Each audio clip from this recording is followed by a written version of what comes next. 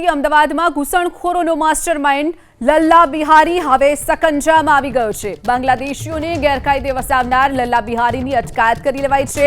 Ahmedabad crime બ્રાન્ચે રાજસ્થાનથી Lalla બિહારીની અટકાયત કરી લીધી છે। અગાઉ લલ્લા બિહારીના પુત્રની ધરપકડ કરાઈ હતી। ગઈકાલે પોલીસે લલ્લા બિહારીના ઘરે પોલીસે તપાસ કરી અને સર્ચ ઓપરેશન હાથ ધર્યું હતું। ત્યારે ઘરમાંથી રોકડ, સોના ચાંદીના દાગીના સહિતની વસ્તુઓ મળી આવી। સાથે સાથે દાણી લીમડાનું જે તેનું મકાન હતું તેમાંથી પૈસા ગણવાનું મશીન પણ મળી આવ્યું છે।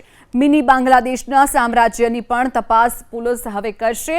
અત્યાર સુધી કેટલાક બાંગ્લાદેશીઓને ગુજરાતમાં ઘુસાડ્યા હતા તેની પણ ઘટસ્ફોટ થઈ શકે છે। વધુ વિગતો સાથે સંવાદદાતા કલ્પેશ રાવલ આપણી સાથે છે। કલ્પેશ, જે રીતે જે સામ્રાજ્ય ઊભું કર્યું હતું અને ગેરકાયદે બિહારીઓને જે ઘૂસણખોરી કરાવતો હતો તે લલ્લા બિહારી હવે પોલીસના સંકજામાં આવી ગયો છે, શું કહેશો આપ?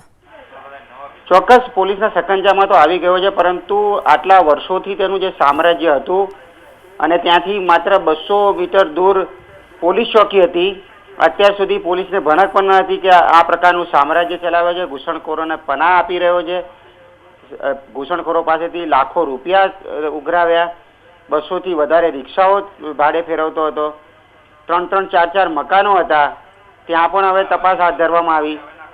આટલા વર્ષોથી પોલીસને ખબર નથી અને હવે અચાનક જ જે પ્રકારે ગૃહ રાજ્યમંત્રીએ બેઠક લીધી હતી, અલ્ટિમેટમ આપ્યું હતું, દોડતા થઈ ગયા હતા અધિકારીઓ પોલીસના।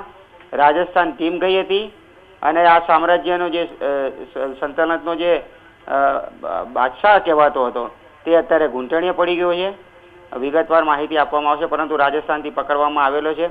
જોકે એ તપાસ પણ જરૂરી છે કે આખરે આટલા વર્ષો સુધી આ લલ્લા બિહારી મહેમૂદ પઠાણ ને કોણ પનાહ આપી રહ્યું હતું, કયા અધિકારીઓ છાવરી રહ્યા હતા, આ સામ્રાજ્ય આટલું મોટું થઈ ગયું તે બાબતમાં આ તમામ બાબતના ખુલાસા જરૂરી છે। અત્યારે હાલ લલ્લા બિહારી પોલીસના સકંજામાં છે, ઘણા બધા ખુલાસાઓ બાકી છે।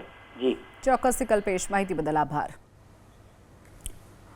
તો લલ્લા બિહારીની અટકાયત કરી લેવાઈ છે। પોલીસ હવે અનેક ખુલાસાઓ આ પૂછપરછમાં પોલીસ સામે લાવે તેવી શક્યતા, તેની હવે પૂછપરછ કરવામાં આવશે। મિની બાંગ્લાદેશના સામ્રાજ્યની પણ તપાસ કરવામાં આવશે। અત્યાર સુધી કેટલા બાંગ્લાદેશીઓને ગુજરાતમાં ઘુસાડ્યા તેનો પણ ઘટસ્ફોટ થાય તેવી શક્યતા।